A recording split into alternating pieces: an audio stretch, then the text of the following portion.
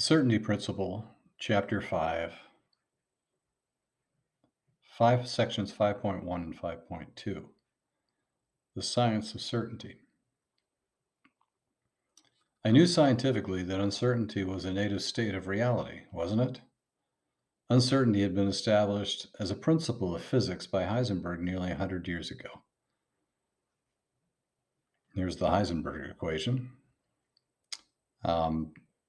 Math aside, Heisenberg proved that the simultaneous position and momentum measurements of an object is always uncertain. It means you could measure the position of a baseball with accuracy, but you can't measure the velocity of the baseball with accuracy at the same time.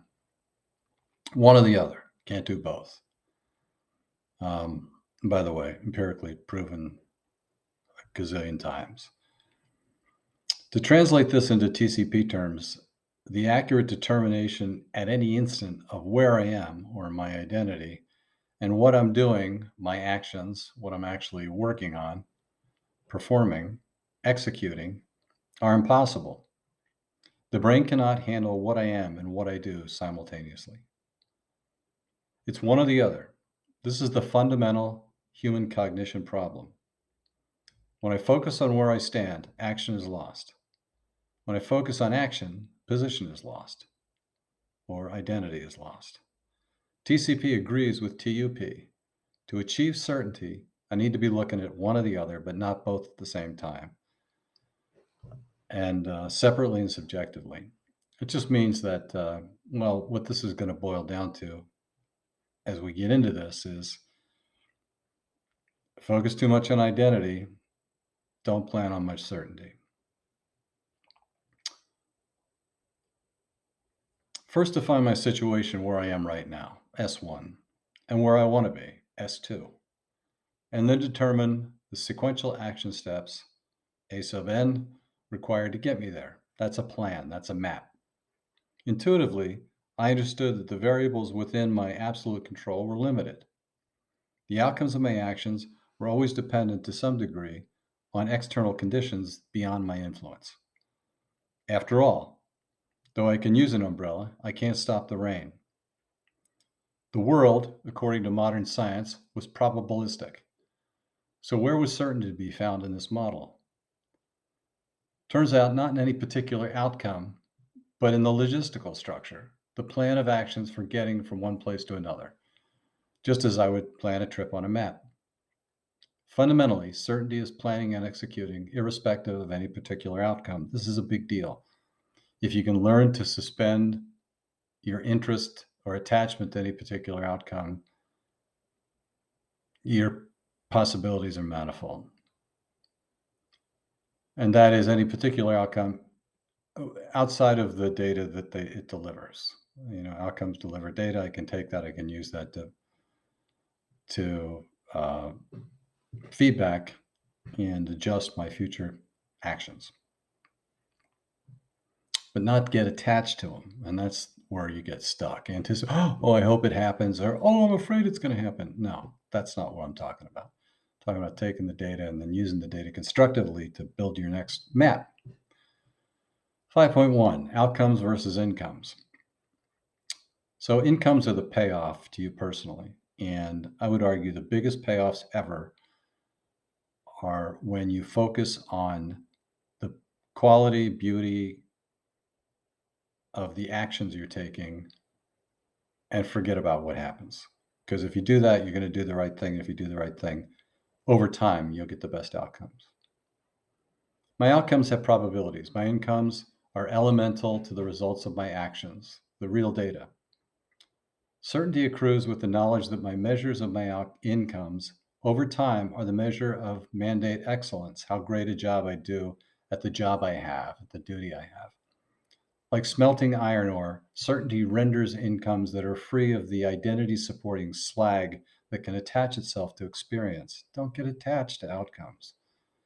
You'll hear that again. But outcomes are not independent of incomes. Every result comes with a story. So how to develop the skills for right decision-making to optimize, but not attached to, the outcomes of my subsequent actions. Big deal. The more complete my knowledge of a system, The more skillful I am as a result, the more accurate and precise my incomes and more control I have over my rendering of outcomes I experience. When I was building my go-kart, I had no idea what I was doing. The outcome reflected my ignorance. I crashed less as I learned more, but I still crashed occasionally. But the domain of control alone does not deliver certainty because outcomes are still probabilistic. I also needed to master my response to them. So, carefree here. Like, you can't care too much about the outcomes, or surrender them is a common phrase. Certainty includes both. Certainty is optimizing control over variables in my domain, while still accountability and understanding the outcomes are always include variables beyond my control. So I can't get too hung up on them. Certainty was the combination of right actions and, more importantly, the right attitude that the results of those right actions were to a greater or lesser degree independent. More certain about my actions, coupled with greater freedom from the influence of outcomes, meant I was becoming liberated from the tyranny of uncertainty. Important paragraph. Perpetuating the sensation of certainty became my mission. But what was the underlying science of it? In business, certainty describes those conditions that promote capital investment and growth. Investing requires clarity, but clarity itself comes in two parts: a well-defined goal on the horizon, as we'll see, plus an unambiguous and undistorted view of the path for getting there. What principles generate such a perspective? What practice could establish an action bias? What habits of mind would have to be abandoned? What poor behaviors encumbered learning and judgment, preventing a clear view of what was important and what could be left behind? Perhaps a closer look at the science will reveal some clues. So happens this paragraph includes a citation to a professor that I had when I was at Berkeley, great guy named Dan Koshland, a really great instructor. 5.2, certainty is the compass of biological life. Certainty is the vector of life. As we will see, whether people or paramecium, certainty is the path forward towards a compelling goal, but not any particular outcome on that path. Stock markets rise and fall in accordance with the aggregate certainty as perceived by buyers and sellers, up or down. Choices of action are amended or vetoed altogether by the level of certainty about probable outcomes of such actions. The dating habits of humans is a ritual dance wherein the threat of rejection can either paralyze or propel the actor, contingent purely on their level of certainty about the outcome. Science has examined the origins of such behavior. If we look closely enough, we can see that the human struggles with the identity-based behavior map from the basic survival instinct fundamental to all life on Earth. My paramecium brain, the origins of uncertainty. Survival, and by the way, as I said in the very beginning, the universe is uncertain because the brain makes it so. The brain divides and decides. Therefore, if you think about it, if you suspend cognition, nothing's uncertain. There's a deep feeling of confidence and consciousness in doing that. No living thing exists without the survival instinct, basically Darwinian selection. A paramecium placed in a tube with various concentrations of sugar solution behaves neurotically. The bug will begin random spinning each time it encounters a drop in the concentration of sweet glucose snack. In a simplified model, the bug's survival system rewards it with a little chemical boost of serotonin, and serotonin is actually conserved in paramecium. It's remarkable. That little bug has the same reward chemical in its neurology as we have in ours. The bug's survival system rewards it with a little chemical boost of serotonin when it finds itself swimming in the direction of more sugar. So it keeps going on in that direction. However, should the sugar concentration fall, the little legs paddle furiously, causing it to spin in search of a higher density of glucose molecules. This random spinning behavior repeats until it detects more sugar, at which point it stops, reverting to linear paddling and continuing on its merry way until encountering another sugar shortage. The paramecium brain, quote unquote, compares successive samples, triggering a spin response when concentration falls. So long as the receptors respond yes to the glucose bias, the direction of the motion is unchanged. A no signal from the concentration test triggers a spinning routine that eventually redirects forward motion. This phenomenon, known as chemotaxis, also works in reverse when a critter encounters a repellent, spinning randomly in search of relief from stuff it deems disgusting. Similarly, my brain responds to reality based on how it serves my highly evolved, abstracted survival instinct. It's abstract because the human brain has extrapolated the meaning of survival and its related attractants and repellents far beyond mere metabolic value. Humans are herd animals, and acknowledgement of my identity by my group is the second most powerful human motive behind physical survival itself. That comes from Wilfred Bion's book, Group Dynamics, 1961. As modern man, my spinning is seldom based on threat to physical survival, fight or flight, as much as the ongoing challenges to the survival of my identity. My instinct for identity survival becomes a perpetual battle with the conditional elements, externals thus out of my control, of experience. It is a no-win contest. Like the paramecium, I get shots of serotonin and dopamine that soothe my brain when conditions are identity sustaining, make me feel better about myself, make me feel bigger, more important, more powerful.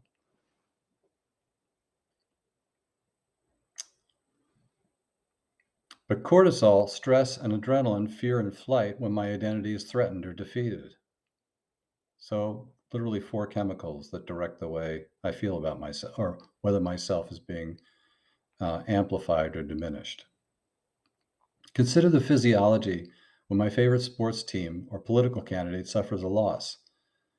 As the meaning of my identity is challenged by the defeat, the fight or flight response results in the brain's dopamine receptors becoming flooded with adrenaline. Paper by Bo Xing is referenced here in 2016. Consider rabid fans of opposing sports teams who become aggressive, even violent, when team identification is threatened by the loss of an important match. The threat to survival of vanity causes cognitive chaos. Like the paramecium's sugar dance, my brain spins in search of identity reinforcing inputs, and if it can't find them, it might seek validation through a punch in the mouth. That is, punching someone else in the mouth. My identity reliance constantly seeks perceptions that inflate it and attacks or avoids those that threaten it, although with a commensurate emotional jolt. And it's that jolt that matters. Left unchecked, attachment to the emotional fix that are triggered by my identity attractants and repellents become addictive, even maddening. Consider chronic depression, when spinning for identity reinforcement turns into a spiraling abyss, not for lack of meaning, although meaning, again, is a construct of the human brain. Universe itself does not have meaning. The meaning is a construct of our neurology. Because the object of meaning can never be self, because self per se is a pure fabrication. It doesn't exist. Yeah. It's not that there's nothing to be sought. It's that there's no seeker to find it. UC Berkeley's Dan Koshland and Sanders, 1989, experiments in chemotaxis of motile organisms investigated the strange behavior pattern that affected the paramecium. Their intention was to build correlations to human behavior. But what is survival? Koshland discovered that behavior is triggered by a chemical process starting at the cell wall. If, as the paramecium moves along, its nose, cell membrane, goes off the scent, encounters fewer and fewer sugars, the survival instinct kicks in, causing the creature to spin. The principle of biological generalization, Darden 1996, suggests that the behavior of more sophisticated organisms, for example, humans, mapped from a similar feedback mechanism seen in the humble single-celled paramecium. Could it be that human behaviors are fundamentally driven by involuntary biochemical feedback systems mapped from this primordial template? Perhaps the emotion associated with my vanity is simply a feel-good biochemical infusion, serotonin, dopamine, caused by a sequence of self-justifying sensory data. Amplification of my identity makes me feel good. We'll get into why that's the case. Learning that Brad Pitt wears the same brand of underwear that I do, I actually have no clue in this regard, reinforces my identity. Therefore, I have the celebrity's endorsement, at least in my mind. On the other hand, which is, by the way, the cause of all vanity-based marketing, right? Amplification of identity. Bozo. On the other hand, I have a choice when confronted with a challenge. Vilifying Bernie Sanders as evil because his political views differ from mine reinforces my self-image. He's the bad guy. After all, I must be good if Bernie is evil.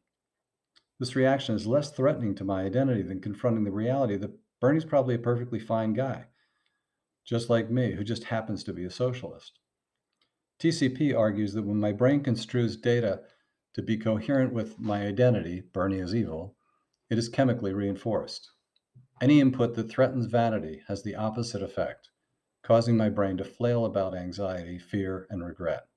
I call this effect vanataxis. So just like the bug,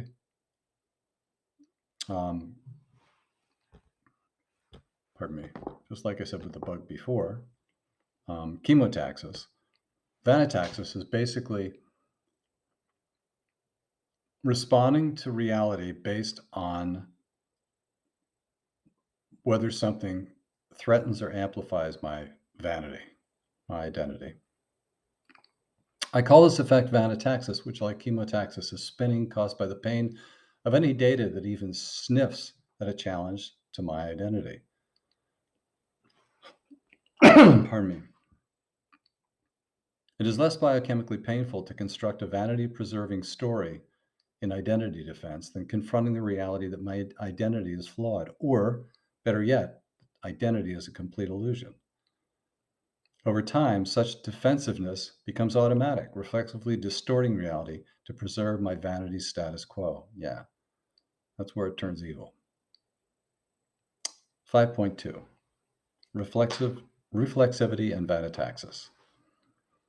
If, as with the paramecium, human anxiety is triggered when reality conflicts with my identity, what can I do about defeating the reality-distorting effects of such angst? Vanity-based choices are reflexive. They lack consideration.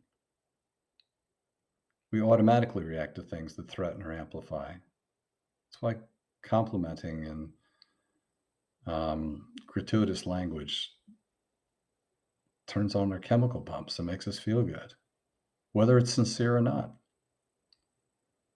Threats scare us whether they're real or not. Vanity-based choices are reflexive. The lack of consideration, where I distinguish reflexive, vanity-based behavior from rational behavior, which is based on, say, reasoning. Bundling up to attend a cold winter football game is rational behavior. Stripping down to the skin, the same game, to effect an impression, albeit entertaining, is reflexive behavior based on identity seeking. Identity is reflexive. And the actions I take to preserve it are rooted in the same bug brain binary algorithms as the paramecium. Preserving identity is little more than chemotaxis raised to the level of my vanity's survival contract. Vanataxis is the compulsion to construe reality data to be self-reinforcing, identity-reinforcing. Am I so conditioned to being rewarded with acknowledgement of my own identity that I am trapped in a vanity tube like a paramecium? Yeah, we all are, unless we make the conscious choice to get out of it. Without TCP, I am little more than a tiny creature swimming in a tube filled with a gradient of identity gratification, within which my brain has been conditioned to spin when unvalidated. Biology dictates that I will always suffer for nutrients, therefore seek air, water, and food. But to escape the test tube of identity requires a courageous leap to free myself from the confines of reality-distorting identity's survival contract that I reflexively seek to reinforce.